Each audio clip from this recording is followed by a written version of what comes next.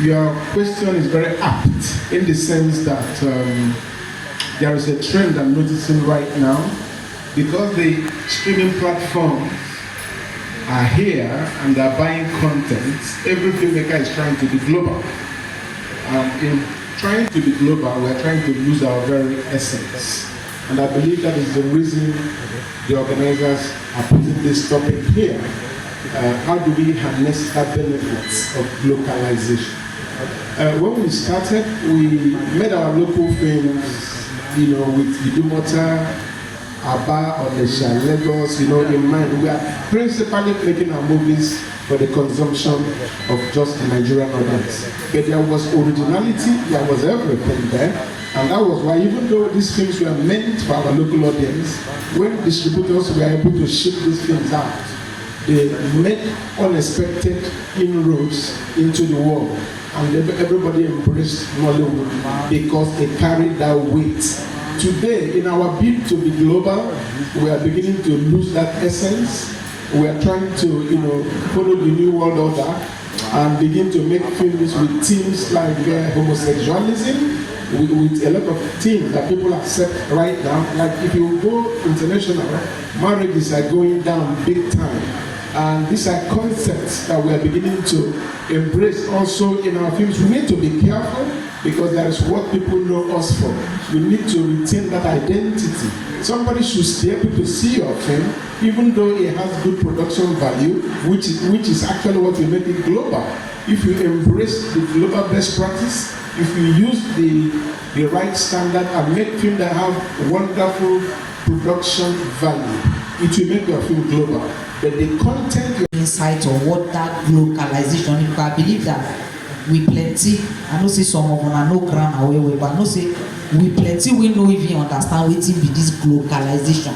But I had to, when I saw it, I had to go do some research about it. And this is how I got to know what I'm teaching you now. Nobody say I too know. I just go learn and I had the teacher and everything I just learn. So this is what localization is, making your product to be international, and wherever you are selling it, add the people where you sell them to, add their own flavor or something to it so that it will attract them to buy that thing as well, in order for you to have a wider international market for your product, basically. So now coming to Fideli's question, from the beginning of the industry up to now, I know even the thing is that we all know that Nollywood has metamorphosed into a very bigger entity, whereby as it is, we are already globalizing. We have started globalizing because I know that right now we have Nigerian movies that they have translated in French. Me, I don't go Abidjan watch Nigerian movie. I did see Zakoji, they speak French. But I know they did what they call lip syncing. It's not as if they are speaking French, but they had to, translate it in French. So now, compared to the old Nollywood, right now we are using better equipment. The directors are more dynamic. The writers have gone haywire. The producers are greedy. Put for the script must have to be locally and international. To be locally and internationally accepted. For example, now make I just give you small example, like when KFC, that's Kentucky Fried Chicken, which is American based, was going to open their branches in other countries, let's say Africa, Asia, etc., etc. They made sure, if you go America now for their KFC this thing, you no go see jollof rice for their menu. They don't get jollof rice. But if you go their Nigerian branch, that is now what the localization is. When you carry your product to another place, make sure say something where their own local people fit relate with. You go and add them for that your product. Okay, thank you, Uzo. I would have asked a follow-up, but I'll come back to that. Let me quickly go to my sister and friend, Sister Chan George. As an actor, looking at the Nollywood phenomenon from 1992, let's pick it from 1992, when living in bondage was released till date, and looking at that transition, do you think Nollywood as an industry now plays a major role in the international circuit? Are we a major factor from your experience? Thank you very much, sir. First of all, me when I know best, I go use pidgin. I want use pidgin.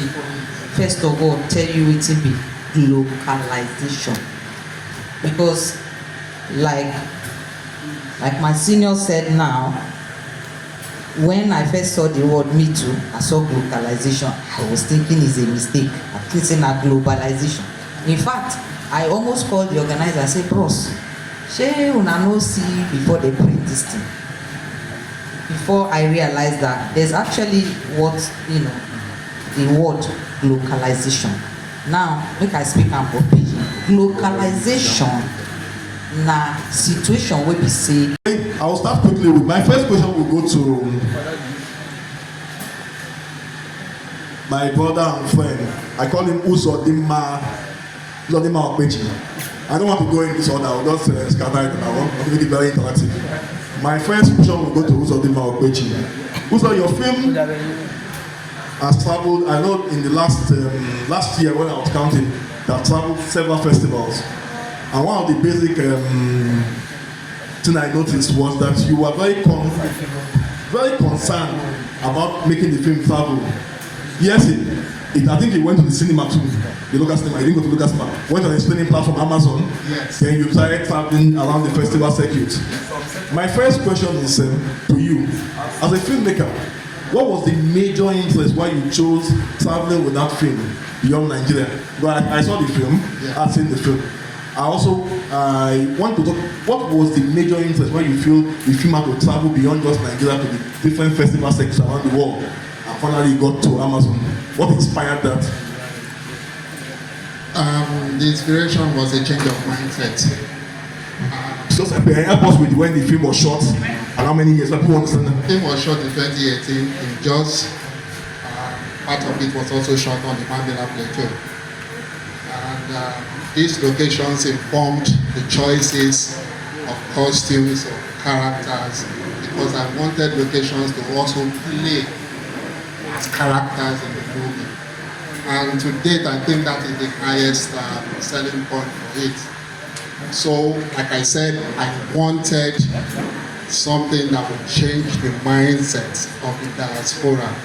And Nollywood can be scalable, and Nollywood can adapt to foreign nuances, and Nollywood is beyond what we see regularly, because there is a false narrative out there now that everything Nollywood is on YouTube, and that is not to be derogatory or something. Every industry have their classes of movies and of movie makers. The first time I saw the topic, I also made that same mistake, thinking it was globalization.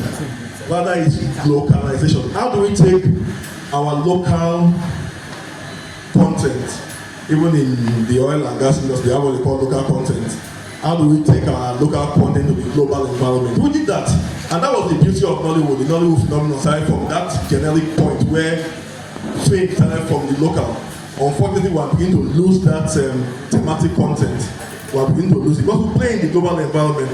What fascinated the likes of Best Opodua, who came to my office then about 22 years ago, saw posters of films, was because the local content was the basic thing that made Nollywood time. It was how we were able to export our local content. At the Nollywood Paris Film Festival, if I am very correct, and she also got a nomination at the AMA Awards, and this particular title has gone far and beyond to actually, scale leaps and bounds. And this is no other person but the vibrant Anita Abada. Please come onto the stage.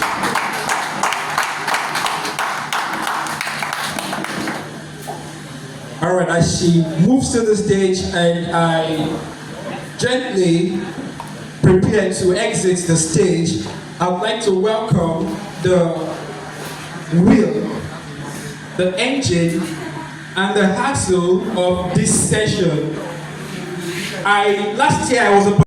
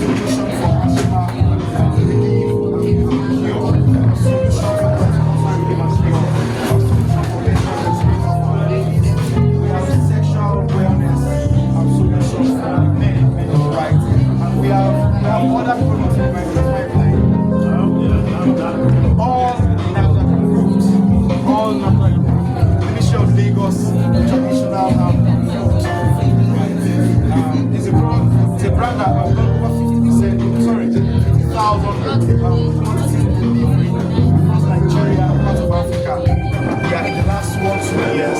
So what we have done now is to extend what we have, the general knowledge of the Gaussians. That's why we are here. And the exhibition, so we can get to know better. So there's a place, there's a section in Federal Ministry of Health.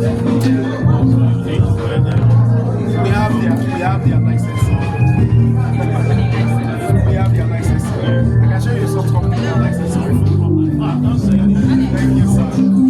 So we'd like to run a test on you to check your random sugar level and your pressure and see what we can prescribe for you today. Yes, sir. No problem. Thank you very much. Thank you.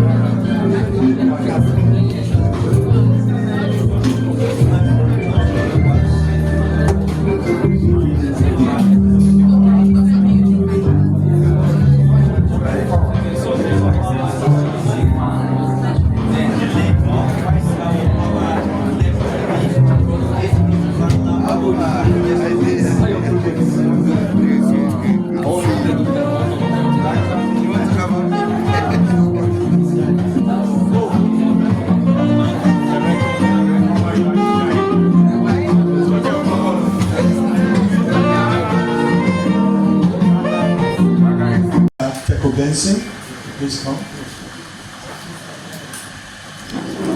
Please put hands together for Teco.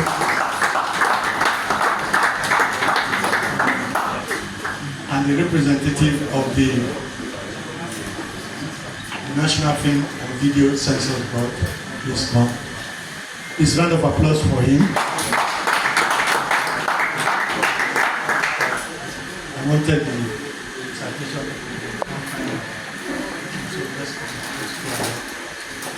Teco, please.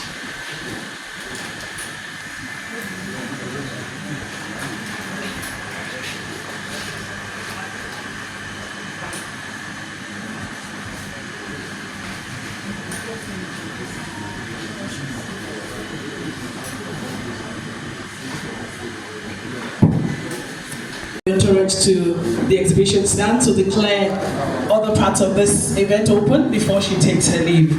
Thank you very much, ma'am, and thank you very much in regards to the Honorable.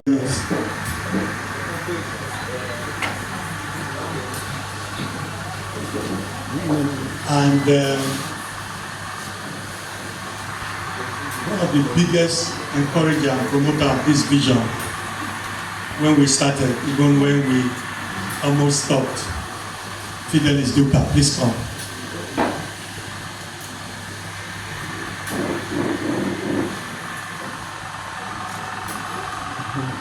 I'd like you to hand the Outstanding Innovation in Public Service Award presented to the Honorable Minister for her excellent service, dedication, passion to the development of the Nigerian political system. Let her know that we appreciate what she's doing and will continue to support her. At this point, I'd like to ask this secretary. Yes, the lady is here.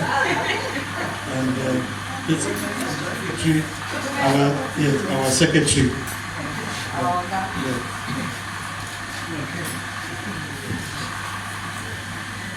On behalf of Nollywood, yes. She is being adjudged as one of the most innovative ministers in this administration. Hannatu Musawa holds a degree in law from the University of Buckingham, United Kingdom, and a postgraduate master's degree in legal aspects of marine affairs from the University of Cardiff, Wales. She also has a postgraduate master's degree in oil and gas law from the University of Aberdeen. As a qualified barrister and solicitor of Supreme Court of Nigeria, she has had a varied and rich working experience both in Nigeria and in the United Kingdom. Her contributions are today helping to move Nigeria forward. Ladies and gentlemen, let's welcome Barrister Hannatu Musawa to receive the Outstanding Innovation in Public Service Award. At this point, I'll be inviting the convener who will go ahead to invite all the veterans to join in presenting this.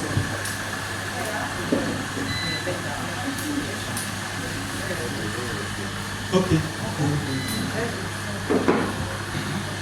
Lady Honorable Minister, I know that we appreciate what she has done. She has brought a lot of innovation, never before seen in that industry. We appreciate that. I'd like to invite the Secretary Board of Trustees of the Actors Guild of Nigeria, Sonny McDonald, please join us. Former President, Actors Guild of Nigeria, Ejika Asiegbu, please join us.